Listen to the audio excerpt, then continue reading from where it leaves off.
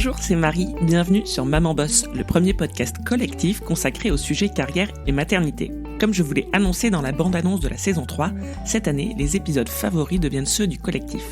J'avais l'habitude de partager jusqu'à aujourd'hui dans les favoris des choses utiles et pratiques de mon quotidien de Maman Boss. Mais pour aller plus loin dans le partage et l'échange, et parce que depuis 1 an maintenant des bénévoles m'ont rejoint pour faire grandir le projet, c'est tout naturellement que j'ai souhaité qu'elles partagent elles aussi leurs favoris. Alors autant vous dire tout de suite que cet épisode n'a pas été facile à faire. Entre maladie, extinction de voix, vacances scolaires et autres voyages, oui, une partie de cet épisode a quand même été enregistrée à l'autre bout du monde, je trouve que c'est un peu la classe, non ? Et puis, bon, faut le dire, ça n'est pas si facile de poser sa voix et trouver les mots seul face à son micro, alors vraiment, je remercie infiniment Angélique, Wen, Constance et Caroline de m'avoir fait confiance et de s'être prêtées au jeu.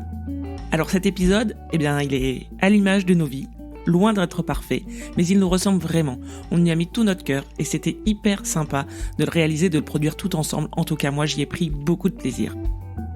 Bienvenue donc dans la toute première édition des favoris du collectif Maman Boss, dans lequel on va parler alimentation, activités créatives, art, vêtements et organisation pendant les vacances.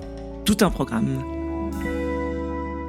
Et on va commencer tout de suite avec le premier sujet, celui des repas. Personnellement, après une grosse journée de boulot, le tunnel du soir, devoirs et douche, la préparation des repas, c'est souvent la goutte d'eau qui fait déborder la casserole. En fait, ça fait plusieurs années que je suis en quête de l'organisation parfaite pour éviter l'angoisse du sujet. Alors, spoiler alerte, il n'y a pas d'organisation parfaite, mais il existe quand même des choses qui peuvent vraiment changer la donne. L'année dernière, je vous avais parlé dans un épisode favori de l'application Joe, que j'apprécie toujours et que j'utilise régulièrement. Et depuis quelques temps, j'ai découvert et je teste le service de livraison de box à cuisiner HelloFresh. C'est vraiment un chouette concept qui vous évite d'avoir à réfléchir à vos menus, qui vous évite aussi d'aller faire les courses et qui vous permet quand même de préparer de bons petits plats maison. J'en profite pour vous rappeler que le code MAMANBOSS vous donne droit à 90 € de remise sur les 4 premières box. C'est quand même une bonne occasion de tester le service. Et si vous vous demandez quelles sont les différences entre Joe, le batch cooking et HelloFresh, je vous ai rédigé un article de blog pour comparer toutes ces choses que j'ai pu tester ces dernières années. L'article, il est disponible sur le blog mamanboss.fr. Et puisqu'on en est à parler lecture, je passe la parole à Angélique, bénévole du collectif, qui va vous parler d'un livre.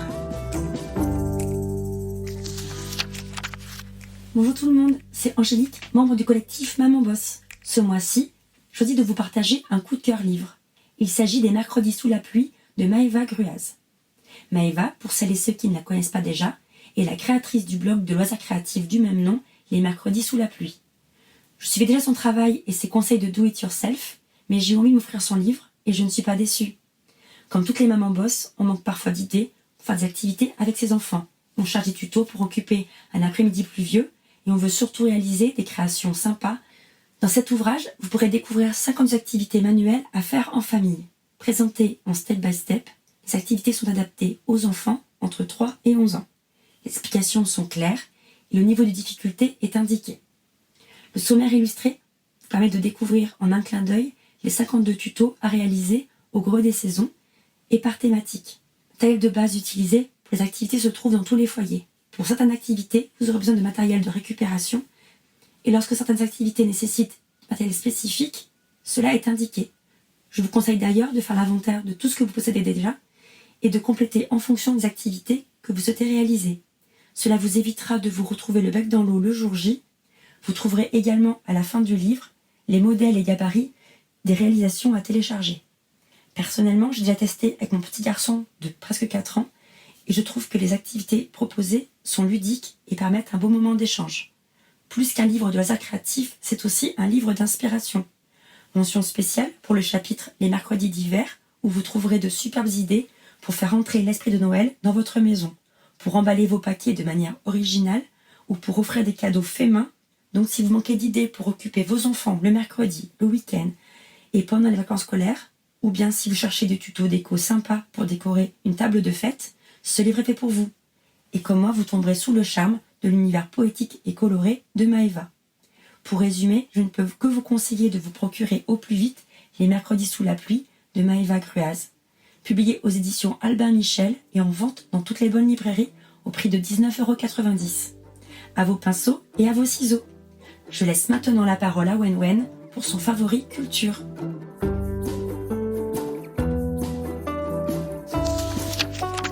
Bonjour tout le monde, c'est Wenwen. Aujourd'hui, je vais vous parler d'une décision consciente que j'ai prise, de ce que j'ai mis en pratique pour la suivre et de ce que ça m'a inspiré. J'ai voulu mettre à profit le temps que je passe sur mon smartphone pour m'intéresser un peu plus à l'art. Je vais donc vous parler d'une application qui s'appelle Daily Art. Il s'agit d'un projet qui a pour but de partager la beauté des œuvres d'art afin d'inspirer et d'enrichir la vie de leur audience. C'est lors d'une semaine dédiée aux femmes dans l'art que j'ai découvert Jo Bonger Van Gogh, la femme qui a révélé Vincent Van Gogh. Elle était la belle-sœur de Vincent et mariée à son frère Théo. Mais tragiquement, leur mariage durera moins de 2 ans. Suite au décès des 2 frères, elle se retrouva veuve avec un bébé d'1 an et toutes les œuvres méconnues de Vincent pour héritage. Rapidement, on lui conseille de s'en débarrasser. Elle décide plutôt de poursuivre la mission de son mari et de faire découvrir le génie de son beau-frère au monde entier. Elle classe les correspondances entre Théo et Vincent, où ce dernier décrivait notamment son processus créatif. Elle lit des ouvrages d'histoire de l'art, rencontre des critiques et réussit à en convertir à sa cause. Elle monte les premières expositions des œuvres de Vincent à Amsterdam et le monde se bouscule à ces événements. Polyglotte, elle correspond avec les musées internationaux afin de diffuser l'œuvre de Vincent dans le monde. C'est grâce à cette maman boss hors du commun que Vincent Van Gogh est aujourd'hui un des peintres les plus connus et admirés de l'histoire. En combinant le développement de ses compétences avec ses valeurs et sa sensibilité, elle a su protéger et porter son héritage familial en challengeant les règles du monde de l'art de l'époque, apportant de la perspective sur la démarche de l'artiste en complément de l'œuvre en lui-même. C'est après des années de recherche en collaboration avec le musée Van Gogh de Amsterdam qu'une biographie de Jo Bongers a été publiée. Sa version anglaise est disponible depuis le 3 novembre. Espérons qu'une version française le sera bientôt. Voilà, c'était mon idée simple de prioriser l'utilisation d'une application culturelle sur mon smartphone. Ça m'a donné envie de revoir le magnifique musée Van Gogh d'Amsterdam. Et en attendant, je me suis noté la biographie de Jo Bongers dans ma liste de lecture. Je laisse maintenant la parole à Constance qui va vous partager un bon plan pour habiller vos enfants.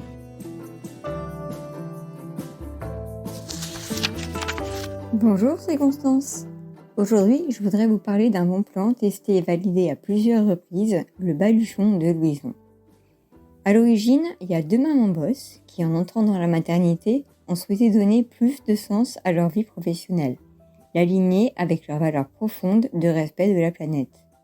Or, on le sait bien, parce qu'ils grimpent, tombent, bricolent, dessinent, bref, parce qu'ils vivent leur vie d'enfant, nos chers petits consomment énormément de vêtements.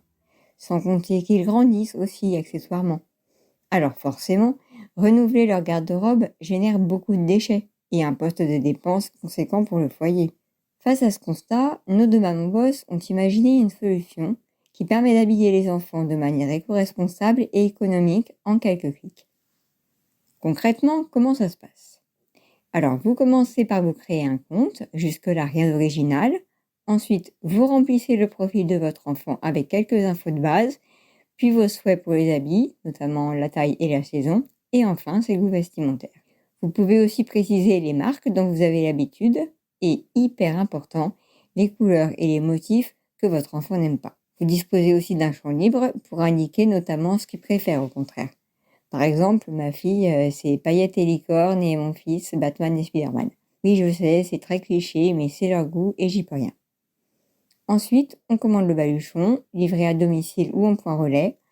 Et là, quand on le reçoit, il se présente dans un sac en coton tout simple, mais trop chou. Il contient 3 tenues, c'est hyper soigné, sobre, très stylé. Personnellement, j'ai bien plus de plaisir à déballer ces paquets que des sachets plastiques. Surtout qu'il y a le côté surprise, puisqu'on n'a pas vu les vêtements auparavant. Et j'ai toujours à cœur d'ouvrir tout ça avec les enfants pour partager leur excitation. Après, il peut toujours y avoir des déceptions, un truc qui plaît pas trop, au contraire qu'on aime beaucoup, mais qui s'avère trop juste ou trop grand. Et bien sûr, en seconde main, c'est difficile de changer la taille. Mais ça fait partie du jeu. On peut alors envoyer les articles concernés. Dans ce cas, il faut aussi rendre le sac et les frais de livraison sont facturés. Par contre, l'avantage des retours, c'est qu'on peut y joindre d'autres habits qui ne vont plus. Ils sont alors rachetés et on récupère le montant sous forme de bon d'achat pour la prochaine commande. Comme ça, on économise, on fait de la place dans les placards et on donne une seconde vie aux vêtements. Autrement dit, on fait d'une pierre 3 coups. Et 4 même, puisqu'on fait un geste pour la planète en évitant de jeter. C'est d'ailleurs un autre aspect qui me plaît beaucoup avec le baluchon de Louison.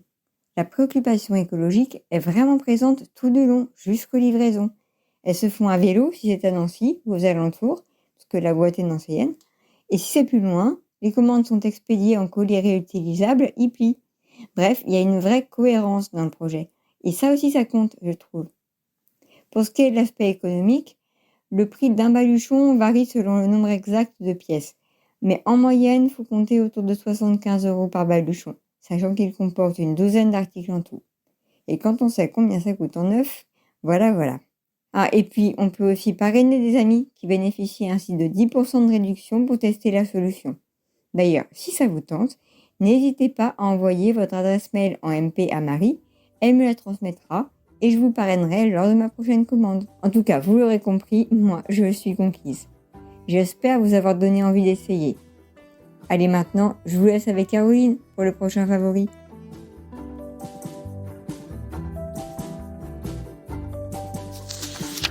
Bonjour, c'est Caroline. Maman de 3 enfants, mon favori à moi est une astuce dont je me sers pendant les vacances scolaires. Il s'agit d'un tableau des récompenses. Grâce à lui, les journées sont rythmées et les enfants réalisent des tâches quotidiennes pour le plus grand bonheur des parents, et cela en toute sérénité. Je dirais même avec une grande motivation. Tout ce qu'un parent demande habituellement est exécuté sans même avoir besoin de lever la voix. Ce fameux tableau des récompenses me sauve la vie et permet à mes enfants de rester en vie. Bon, je plaisante. Le principe est simple et tout le monde peut participer. Tout d'abord, parents et enfants se mettent d'accord sur les tâches quotidiennes à accomplir. Nous sommes bien d'accord, ce sont les parents qui ont le dernier mot. Nous choisissons ensemble 10 tâches. Cela peut être par exemple ranger sa chambre, faire son lit, ses devoirs, passer le balai, débarrasser la table, utiliser des mots gentils, se laver les mains, être aimable, se mettre en pyjama. Vous pouvez également en écrire vous-même si vous le souhaitez. Le tout est qu'elles soient réalisables par tous les enfants, si vous en avez plusieurs. On les dispose en début de chaque ligne, la colonne étant dédiée à la journée. Il faut ensuite convenir de l'objectif hebdomadaire à atteindre à la fin de la semaine et bien sûr de la récompense. Pour ma part, mon plus petit a un objectif moins important que mes 2 plus grands, ce qui ne l'empêche pas d'avoir un esprit de challenger avec eux. Celle-ci peut être différente selon vos envies, selon votre budget et l'enfant. Pour ma part, je propose des sorties, des paquets de bonbons ou encore des BD. À la fin de chaque jour, c'est l'heure des comptes. Les enfants trépignent d'impatience pour connaître le résultat. Nous faisons le point sur ce qui a été accompli ou pas, et avec l'approbation du parent, l'enfant dispose ses étoiles sur le tableau. Ce système stimule les enfants à être autonomes et aux parents à se libérer un peu de charge mentale, car les missions sont réalisées sans avoir besoin de leur dire. Et ça, c'est vraiment du bonheur.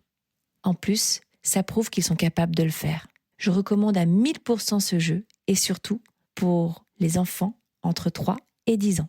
Je redonne à présent la parole à Marie pour conclure cet épisode, et je vous dis à bientôt pour un prochain épisode favori.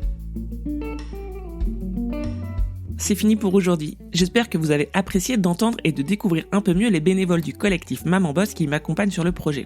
Pour être tout à fait honnête avec vous, il en manque une. Céline nous a rejoint récemment dans le collectif et elle n'a pas pu participer à cet épisode. Mais je voulais profiter de cette conclusion pour lui souhaiter la bienvenue et vous dire quelques mots sur la revue de presse que Céline a pris en charge depuis le mois de septembre. C'est une initiative que j'avais lancée l'année dernière puis abandonnée faute de temps. Le principe, c'est de faire une veille sur le sujet carrière et maternité, puis de colliger les ressources dans un article de blog. Ah oui, j'ai découvert récemment le verbe colliger, depuis je le ressors régulièrement à toutes les sauces. Comme ça, l'air de rien, d'ailleurs si vous en avez l'occasion en prochaine réunion avec votre boss, essayez de le caser, vous verrez, ça fait toujours son petit effet. Et voilà, sinon colliger, ça veut dire réunir en un recueil. Bref, je digresse. Tout ça pour vous dire que sur le blog mamanboss.fr, depuis le mois de septembre, Céline a déjà publié 2 revues de presse hyper intéressantes. Je vous invite à aller les lire. Moi, en tout cas, je suis vraiment ravie de voir que peu à peu, Maman Boss devient un espace collectif. C'était vraiment mon intention en lançant cette idée un peu folle de collectif l'année dernière, et c'est toujours un grand bonheur de constater que nos intentions prennent vie peu à peu. Voilà, n'hésitez pas à nous rejoindre sur Instagram, @mamanboss le podcast, ou sur le blog en nous laissant des petits commentaires sous les articles. Et puis venez nous dire si vous connaissiez déjà ces favoris, si vous les aviez déjà testés, et puis pourquoi pas aussi partager les vôtres pour nous faire découvrir de nouveaux services, de nouvelles astuces. On se retrouve très vite pour un nouvel épisode, et d'ici là, Maman Boss!